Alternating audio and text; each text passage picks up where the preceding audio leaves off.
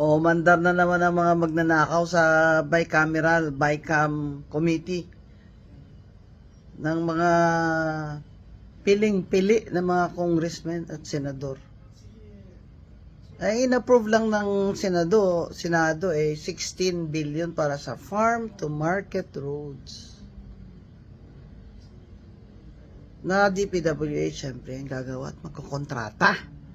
Pero sa BICAM, dinoble. Naging 32.6 billion. Talagang nakakita na naman kayo ng bagong scam. Wala na nga flood control projects, pero meron namang farm to market roads. Mga magnanakaw kayo, mga walang hiya kayo. Booking kayo ni Congressman Lian Lebiste. Alam mo, I expected more from Congresswoman Swansing. Wala rin pala.